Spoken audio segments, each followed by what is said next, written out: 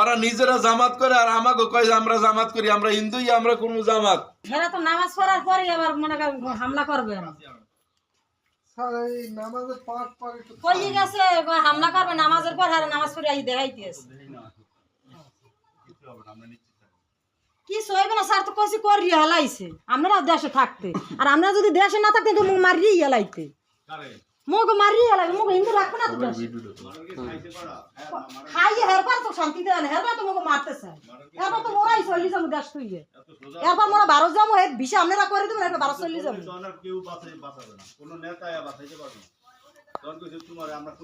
এরপর আপনারা বিষয় মুখ করিয়ে দেবেন, এরপর মোরা 12 চল্লিশ যাবো।